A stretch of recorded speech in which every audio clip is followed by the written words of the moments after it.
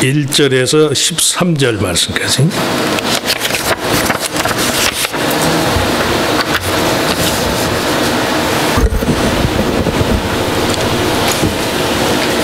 자, 시편 65편 1절에서 13절, 조금 길지만 우리 한 목소리로 같이 읽습니다.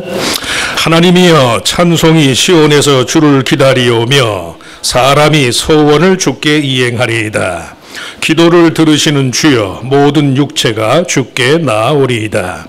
죄악이 나를 이겨싸우니 우리의 허물을 주께서 사하시리이다. 주께서 택하시고 가까이 오게 하사 주의 뜰에 살게 하신 사람은 복이 있나이다. 우리가 주의 집, 곧 주의 성전의 아름다움으로 만족하리이다. 우리 구원의 하나님이시여, 땅의 모든 끝과 먼 바다에 있는 자가 의지할 주께서 의를 따라 어미하신 일로 우리에게 응답하시리이다. 주는 주의 힘으로 산을 세우시며 권능으로 띠를 띠시며 바다의 설렘과 물결의 흔들림과 만민의 소요까지 진정하시나이다. 땅 끝에 사는 자가 주의 징조를 두려워하나이다. 주께서 아침 되는 것과 저녁 되는 것을 즐거워하게 하시며 땅을 돌보사 물을 대어 심히 윤택하게 하시며 하나님의 강에 물이 가득하게 하시고 이같이 땅을 예비하신 후에 그들에게 곡식을 주시나이다. 주께서 밭고랑에 물을 넉넉히 대사 그 이랑을 평평하게 하시며 또 담비로 부드럽게 하시고 그 싹에 복을 주시나이다. 주의 은택으로 한 해를 관씌우시니 주의 길에는 기름방울이 떨어지며 들의 초장에도 떨어지니 작은 산들이 기쁨으로 띠를 띠었나이다. 초장은 양떼로 옷 입었고 골짜기는 곡식으로 덮였으며 그들이 다 즐거이 외치고 또 노래하나이다. 아멘. 우리 찬양대에 특별 찬양이 있겠습니다.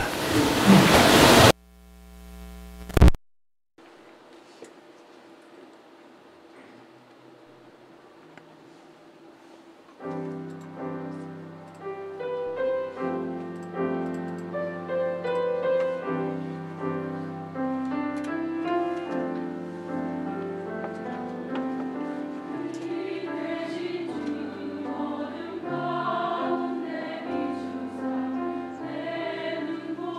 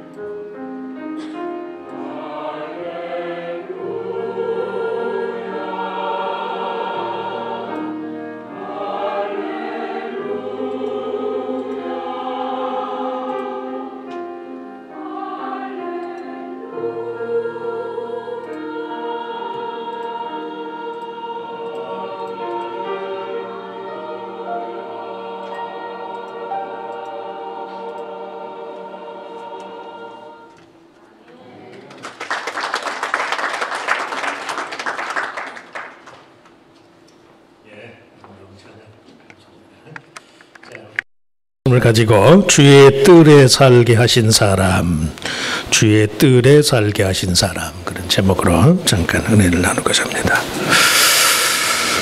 세상에 많은 종교가 있지만 세상에 있는 많은 종교 가운데 구원을 얻기 위한 조건 혹은 통과 의례로 죄의 심각성, 언약의 주인 되신 하나님께 대한 인격적인 반역과 위반, 그런 죄의 특성을 강조하는 종교는 기독교뿐이에요. 다른 종교를 믿는 분들은 또 뭐 어떻게 생각할지 모르지만 다른 어느 종교도요, 인간의 죄 문제를 해결하기 위해 하나님 자체이고 그분의 독생자이신 분이 친히 대속의 죽음을 죽은 사실을 믿음의 내용으로 하는 그런 종교가 없어요. 기독교의 하나님만, 기독교의 하나님의 아들만 인간의 죄를 위해서요 친히 대신 죽음을 당하신 거예요.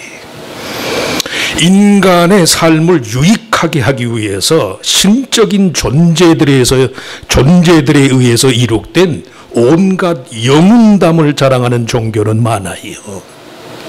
하지만 죄의 형벌인 죽음으로부터 인간을 구원하기 위해서 친히 대신 죽음을 담당한 분, 그분을 믿음의 대상으로 삼는 종교는 기독교뿐이에요. 이유가 뭘까? 왜 기독교에서만 그 죄에 대해서, 그것도 죄의 인격적인 면에 대해서 그렇게 강조하는가? 왜냐하면 죄의 인격적인 특성을 전제로 해서요, 인간의 삶의 모든 유형의 한계와 불이함을 없이 하기 위해서 예수 믿고 그리스도의 이름으로 또 예수님의 십자가의 공로에 의지해서 죄의 문제를 해결받는다는 것은 우리의 내면의 경험만이 아니에요. 교리적인 차원의 믿음만을 뜻하지도 않아. 죄를 용서받는다는 것은 내 삶의 모든 문제의 해결을 경험하는 거예요. 믿으시면 아멘. 그 자체가 너무도 충만하고 포괄적인 경험이기 때문에 인간의 내면 세계뿐만 아니라 온 우주 만물에 충만한 하나님의 능력과 간섭을 받게 돼요. 죄 사함 받은 성도의 삶에는 결코 분리와 분할이 없어요. 삶의 전 영역에 걸쳐서 하나님의 용서와 구원받은 자의 상태를 유지하게 된다는 말씀이에요. 그런 뜻에서 오늘 시편 65편의 다윗의 고백 중에 주께서 택하시고 가까이 오게 하사 주의 뜰에 살게 하신 사람은 복이 있나이다. 이 다윗의 고백에 내포된 주의 뜰, 성전, 시온, 예루살렘은 지정학적인 의미를 가리키지 않아요. 오히려 성전이 의미하는 하나님 편의 온갖 삶의 평안과 건강, 축복이 흘러 넘치는 것과 같은 그런 변화받은 성도의 삶의 자리, 내가 어디에 있든지 간에 내 죄를 사하시되 독생자의 죽음을 매개로 사하시는 그 하나님의 정성과 공로를 생각할 때요, 내 모든 삶이 하나님의 은혜의 자리가 되더라는 말씀이, 그래서 죄사함 받는 게 우리의 내면의 경험만이 아니라니까요. 죄사함 받으면 모든 문제가 해결이 돼요. 삶을 대하는 근본 방식에 있어서 성전이 의미하는 하나님의 임재의 약속과 축복이 가득한 마음가짐을 얻게 된다는 말씀이에요. 신앙생활을 정말 이런 말씀을 하는 저 자신을 포함해서 정말 믿음 생활을 제대로 하고 정말 예수의 이름으로 죄사함을 받은 확신이 우리에게 있으면 모든 문제가 해결이 돼요. 그 감사와 그 감격이 삶의 전 영역에 미친다는 말씀이, 그런 뜻에서 죄사함 받은 성도의 세계관의 첫 번째 요소는 하나님의 은혜를 얻은 자다. 내가 하나님의 은혜를 얻을 자다. 이런 삶의 자리를 유지하는 데 있어서 어디를 가든지 간에 내가 하나님 앞에 있습니다. 그 하나님은 나에게 은혜를 주시는 자입니다. 다윗은 누구보다도 죄사함의 은혜를 뼈저리게 경험했던 그런 사람이에요. 이 다윗이 자신의 삶의 자리를 시온 혹은 성전이라고 부를 때 이는 다분히 하나님과의 관계를 전제로 하는 거예요. 시온의 지정학적 구분이 어떠하든지에 상관없이 다윗은 그 백성 가운데 영원히 함께 거할 것을 약속하신 이스라엘의 하나님 여호와 하나님의 은혜를 힘입는 마음으로 그렇게 삶을 살아요. 이민생활이 단조로운 그런 것도 있겠지만 또 그러다 보니까 믿음 생활에 좋은 점도 있는 것 같아. 한국에서 교회 생활을 할 때는 일주일 내내 갈 곳이 너무 많아요. 너무. 저도 목사인 저도 그렇게 바빴으니까 어디게 일주일 갈 곳이 많은지. 미국 오니까 교회 말고는 갈 데가 없잖아요. 갈 데가. 그런데도 미국서 어디 잘 다니시는 분들도 있긴 해. 그래도 어쨌건 간에. 그러면 어떻게 해요? 교회가 삶의 중심이야. 삶의 중심. 그 복이에요. 축복인 줄 믿으시기 바랍니다. 고대 중근동 지역의 다른 여러 나라의 왕들은 자신들의 정치적 야망을 실현하기 위해서요 종교적인 구실을 사용하곤 했어요. 신들의 거처인 성전은 인간의 제국주의적인 야망, 정복 욕구의 상징과도 같은 곳이. 하지만 그 백성의 죄를 사하시고 그들을 통해서 하나님의 영광을 나타내고자 하는 이스라엘의 하나님 여호와의 말씀 율법의 정신으로는 결코 그렇지 않아요. 여호와의 이름을 빙자해서 다른 사람들에게 압제와 폭력을 가하는 것이 아니라 이스라엘 백성 자신들처럼 보잘것없는 족속들까지도 온전케 하고 창조주의 영광을 빛나게 하시는 그분이 바로 우리의 하나님이시다. 우리 여호와 같이 보잘것없는 자들을 삶의 기반을 주시고 이 땅의 모든 족속을 향해서 제사장 나라로 능히 세울 수 있는 그분이 우리의 하나님이시다. 이런 믿음을 갖게 된다는 말씀이에요. 하나님의 은혜를 필요로 하는 인생 자체의 겸손과 사명감을 부각하는 곳일 뿐이지 자신들만을 위한 하나님 편의 선택을 이유로 독선과 아집을 허락받는 그런 곳이 아니에요. 트럼프 대통령이 지난주에 예루살렘이 이스라엘의 수도입니다. 안 해도 될 말을 양반이 그렇게 잘해요. 그런 얘기는 안 해도 되거든. 그리스도인이니까 자기가 나는 속으로 그렇게 믿습니다. 그러면 되지. 뭐 꼭 그렇게 공포를 하나요? 이스라엘과 함께 역사를 같이 한 그 예루살렘에 사는 이제는 유대인보다 숫자가 더 많은데 팔레스타인 사람들은 어떡하라고. 예루살렘은 그런 곳이 아니에요. 나그네와 같은 인생길에서 저와 여러분이 내 삶에 어떠한 고난과 어려움이 있다 할지라도 나는 예수 그리스도를 구주로 믿는 믿음 안에서 하나님의 은혜를 누리는 자, 하나님의 은혜의 영역 안에 내가 살고 있습니다. 그 마음이 우리를 진실하게 하고 겸손하게 하고 모든 삶의 시련을 견뎌내게 해요. 오늘 말씀해 보면 찬송과 소원이 동시에 행해지는 곳이다. 하나님이여 찬송이 시온에서 주를 기다리오며 사람이 소원을 주께 이행하리이다. 찬송과 소원이 동시에 행해지는 곳으로서 시온은 하나님의 뜻을 이룩할 자들로 세우심을 받은 이스라엘 백성의 생활 방식이 어떠한 것인지를 보여준다는 말씀이에요. 기도를 들으시는 주여, 2절 말씀엔 그래요. 기도를 들으시는 주여 모든 육체가 주께 나오리다. 이 말씀은 어떠한 비참한 처지에 속한 사람도 창조주 하나님의 호의를 거절할 수 있을 만큼 자만심, 자책감도 허용되지 않는다는 그런 의미예요. 아무리 이 땅에 있는 부자라 할지라도 하나님의 은혜를 필요로 하지 않을 만큼의 부자는 없어요. 아무리 가난하고 어려운 사람도 창조주 하나님의 은혜를 요청할 만한 그런 자격이 없는 사람은 없어요. 그 무슨 말씀이에요? 인생은 누구나 하나님의 은혜를 필요로 하고 하나님의 호의의 대상이 된다는 말씀이에요. 하나님의 은혜를 힘입고자 하는 열심과 겸손만이 성도의 삶에 마땅한 자리예요. 하나님을 마주할 수밖에 없는 인생, 그 자체의 한계와 특권을 동시에 경험하는 것이 바로 시온이에요. 시온. 매사에 하나님의 은혜를 구해야만 하는 삶의 실존, 그 삶의 자리를 벗어날 수 없는 자들, 그들이 바로 하나님의 사람들이 하나님의 사람. 다윗은 시편 139편에서 내가 주의 영을 떠나 어디로 가겠습니까? 새벽 날개를 치고 바다 끝에 가서 거할지라도 거기서도 주님의 오른손이 나를 붙들어 주십니다.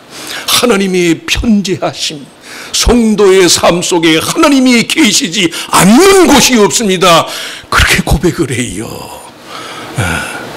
이미 말씀하지만 정말 믿음 생활 제대로 해서 예수의 이름으로 죄 사함을 받은 그 확실한 믿음이 내 안에 있으면 내 삶이 어떤 처지에 있다 할지라도요, 그곳에 하나님이 계시다는 말씀이 물리적인 성전만을 말하지 않아요.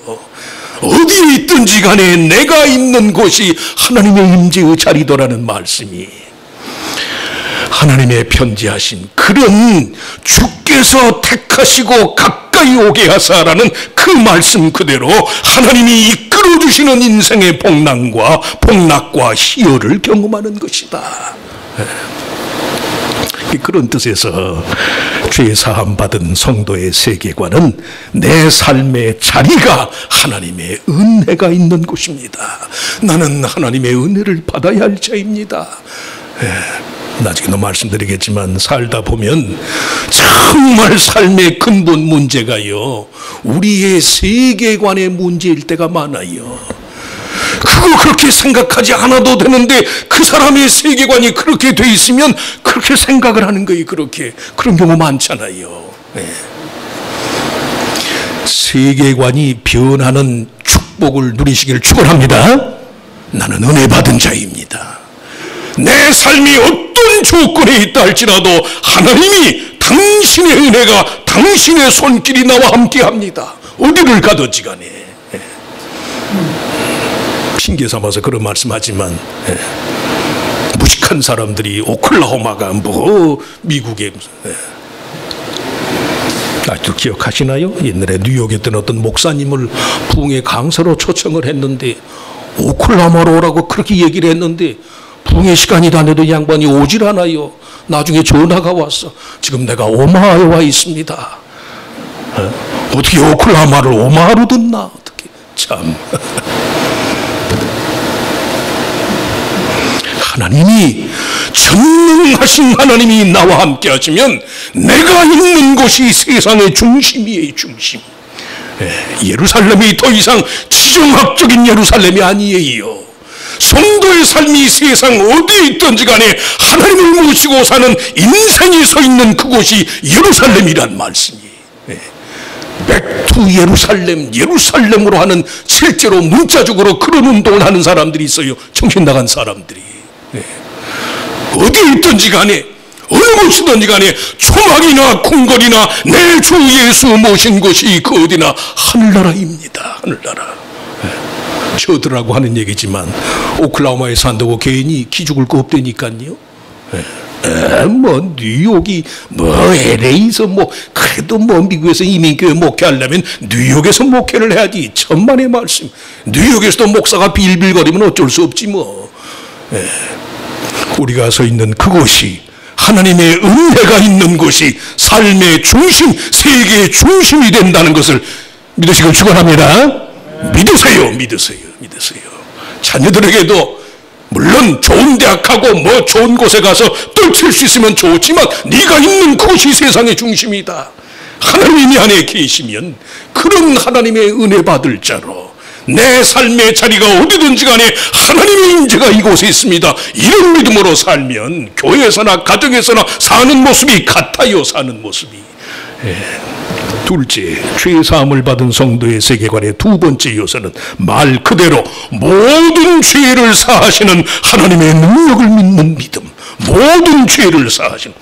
3절에 언급된 죄악과 허물, 죄악이 나를 이기어 싸우니 우리의 허물을 주께서 사하시리다. 이 죄악과 허물은 인간성 자체의 불의함과 연약함을 매개로 하는 태생적인 한계를 말해요. 죄악은 죄된 마음의 성향, 허물은 그러한 죄된 성향에서 초래하는 불법적인 행동. 이 두 가지 모두 전부 완전하신 하나님 앞에서 인간이 필연적으로 경험할 수밖에 없는 한계. 인간 자체로는 도저히 어찌할 수 없는 것이어서 다만 하나님과의 관계성을 통한 유일한 해결책을 찾을 수밖에 없어요. 조금씩 감소하고 증가하는 그런 차원의 것이 아니에요. 여호와 하나님의 본심을 이해하고 하나님의 마음을 믿음으로 받아들임으로써만 가능해요.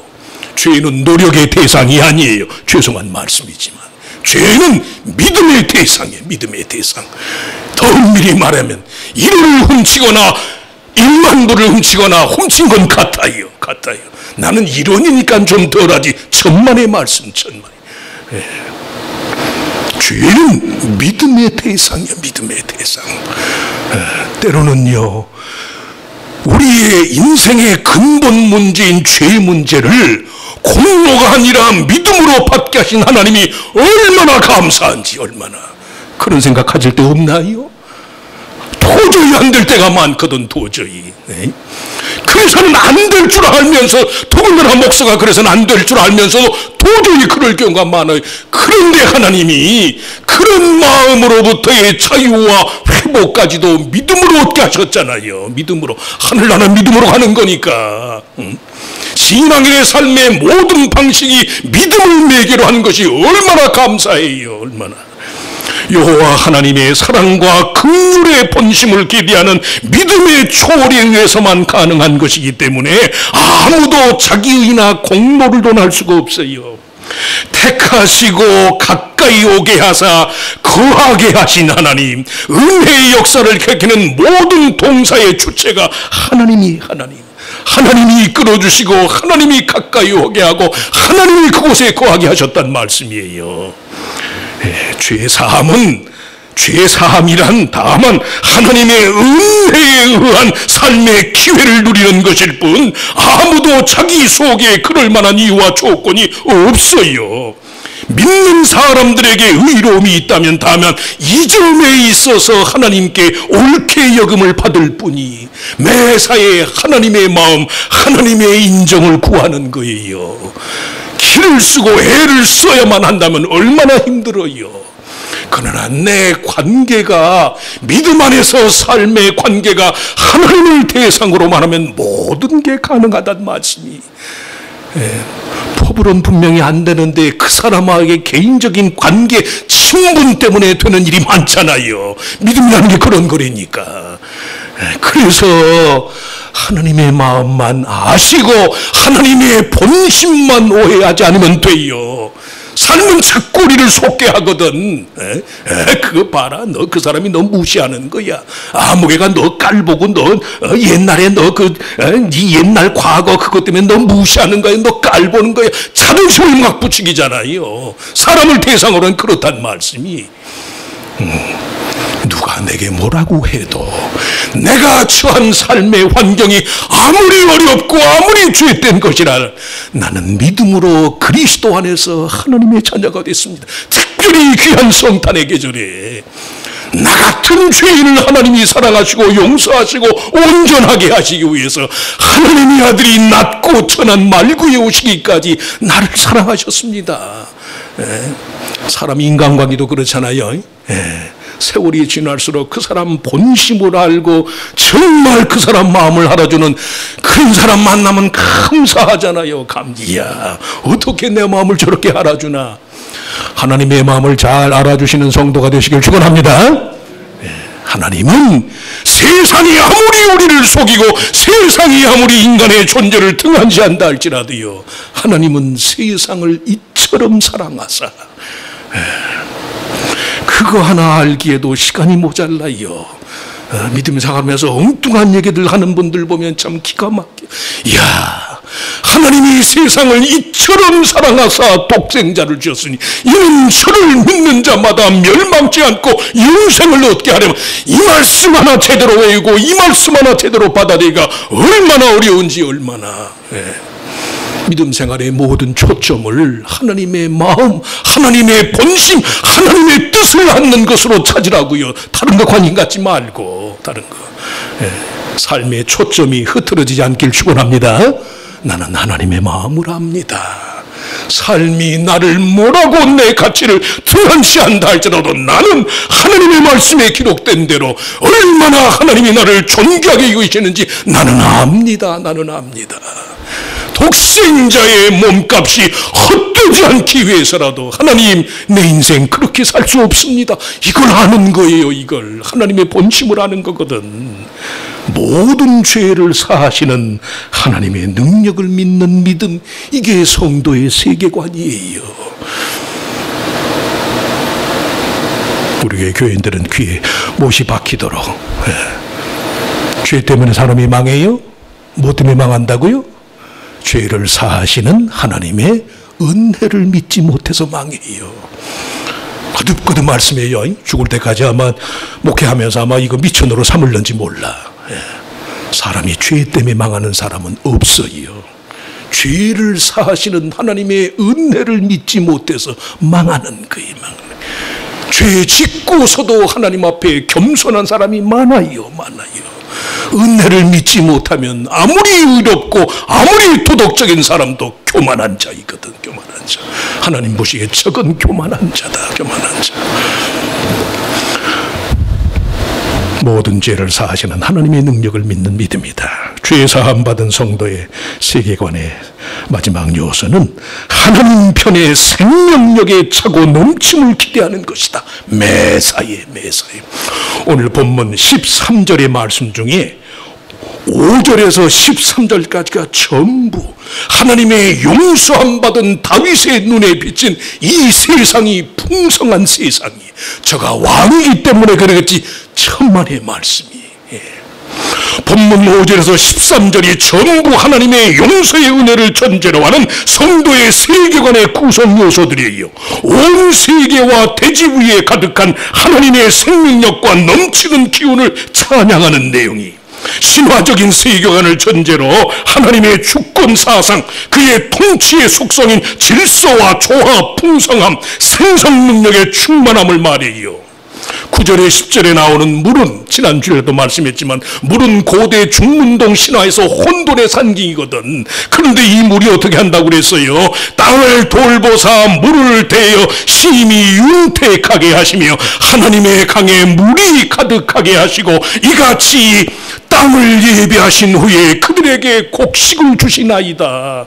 그래서 장밋꽃 가시도 감사되니까요. 11절 말씀에 주의 은택으로 한 해를 관세우시니, 11절 말씀 보이나요? 주의 은택으로 한 해를 관세우시나니, 계절과 한 해 동안의 계절과 날수, 그 의미의 한계와 가능성을 정하는 분도 하나님이시다. 12월 연말에 1년 동안 수고는 많이 했는데 주판을 따져보니 남는 게 없는 것 같아. 올 한 해도 내가 남는 게 없구나. 천만에 1년 동안 하나님의 교회에서 찬송하고 기도하고 교회를 섬겼잖아요. 그게 남는 거지. 돈으로만 남고 안 남고 따지면 저 같은 사람은 어떡하라고. 인생의 날수, 한 해 동안의 계절과 날수, 그 의미의 한계와 가능성을 정하는 분도 하나님이시다. 한 해의 시작도 끝도 전부 그 의미의 소중함과 결정적인 것은 전부 하나님께로부터 주어진다. 하나님께로부터. 저를 구실 삼아서 드리는 말씀이지만 100불 가지고 만족을 모르는 사람, 1불 가지고도 하나님께 감사할 줄 아는 사람, 누가 인생을 제대로 산 거예요? 돈만 많으면 그 사람 잘 산 거나요? 천만의 말씀이, 돈은 아무리 많아도 그것으로는 만족은 하나님의 은혜도라는 말씀이에요. 행복감은 은혜잖아요. 은혜. 조건적인 행복은 내가 마련할 수 있을지 모르지만 행복감은 은혜란 말씀이에요. 은혜. 인간의 영혼을 충만케 하시는 하나님의 임재가 있어야만 사람이 행복감을 느끼니까. 행복의 조건과 행복함은 전혀 달라요. 전혀. 충만한 것의 조건과 충만감, 포만감은 전혀 다르다니까. 달라요. 사람이 함부로 자기 삶의 가치를 논하거나 제한할 수 없는 이유가 바로 여기 있어요. 그 흔한 하나님을 가리켜서 God of the second chance, 두 번째 기회의 하나님이라고 부르는 이유가 바로 여기 있단 말씀이, 삶의 시작과 끝과 그 날의 의미와 가치를 정하신 분이 하나님이 하나님. 어떤 일들은 그렇잖아요. 평생을 수고하고도 의미를 모르는 것이 있고, 어떤 일들은 단 하루만 일을 해도 감사한 것이 있고 그렇잖아요. 살다 보면 일반적으로만이 아니라 정말 개인적으로 자기 삶의 평가와 판단이 있어서 하나님의 질서, 풍성케 하시는 삶의 원리를 인정할 필요가 있어요. 정말 개인적으로. 믿음은 다 개인적인 거니까. 중요한 점은 시편 65편의 취지상 온갖 삶의 풍성함과 부유함에 대한 가르침과 기준이 하나님의 용서의 은혜를 경험한 사람, 그 마음가짐과 그 마음가짐의 산물이에요. 그래서 믿음 생활 한 번 제대로 하면 삶의 모든 게 달라지는 거예요. 모든 게. 죄 사함 받는 건 머리로만 하는 게 아니거든요. 하나님을 대하여 정말 인격적으로 죄 사함의 은혜와 약속을 경험하게 되면 누군가의 삶이 정말로 그렇게 풍족한 것으로 바뀌게 돼요. 그래서 죄 용서를 받는 것이 전인격적이고 전생애적인 삶의 유익과 가치를 누리는 문제. 신앙인이건 불신앙이건 간에 삶이 저마다 근본적인 가치관의 문제일 때가 많아. 가치관. 이미 말씀한 것처럼 양반은 소득이 100불밖에 안 돼요. 근데도 그 양반은 하나님께 드리고 감사할 것이 넘쳐. 이 양반은 소득이 10,000불이에요. 10,000불. 그런데도 맨날 인색하고 맨날 불평분해. 뭐가 차이예요? 뭐가 차이? 가치관의 차이예요. 가치관. 사물을 보는 눈의 차이예요. 내면 세계의 영적 질서가 누구에 의해서 어떤 식으로 다스림을 받는가, 그것에 따라서요 사람의 생활 방식은 물론이고 삶의 특성까지도 결정이 돼요. 내가 지금 하나님 앞에 있습니다. 몸은 힘들고 얻는 것은 없고 사람들의 관심과 사람들의 인정은 없지만 이 모습이대로 내가 하나님 앞에 있습니다. 저나 내나 하나님이 우리의 삶의 주인입니다. 하나님이 인생의 최종 결정자입니다. 그 마음으로 자기 삶의 자리를 하나님 앞에 마련하는 성도는 하나님의 간섭을 받는다는 말씀이에요. 은혜 얻을 자로서의 삶의 자리, 모든 죄를 사하시는 하나님의 본심, 그리고 생명력이 차고 넘치는 성도의 삶의 특성, 이것이 믿는 자의 가치관이 돼야 돼요. 가치관. 그러실 수 있길 바랍니다. 자꾸 연말에 상념에 사로잡히고 그러지 말아야 되는데 믿는다고 하면서 자꾸 다른 사람과 비교하고, 자식도 그렇잖아요. 잘나고 똑똑한 자식들하고 자꾸 비교하면 내 자식 아닌 것만 한가, 그런다고 내 자식이 안 되나? 하나님이 한 번이라도 우리를 비교해서 대우하신다면 어떻게 되겠어요? 어떻게? 아니에요. 하나님, 나는 언제든 하나님의 은혜가 있어야 살 자입니다. 내 있는 그곳이 하나님의 임재의 자리입니다. 나는 어떤 경우에도 하나님의 마음을 압니다. 독생자를 화목제물로 내어주시기까지 한 하나님 아버지의 마음을 압니다. 내가 절대 속지 않겠습니다. 하나님의 은혜는 모든 것을 차고 넘치게 할 줄 믿습니다. 올바른 성도의 삶의 가치관을 통해서 하나님께로부터 확실한 대접을 받는 저희들 모두가 다 되시기를 주의 이름으로 축원합니다. 축원합니다. 하나님, 너희의 헤아린 대로 헤아림을 받게 될 것이다. 내가 남을 보는 그대로 하나님에 의해, 다른 사람에 의해 또한 그렇게 보여짐을 당하게 될 것이다.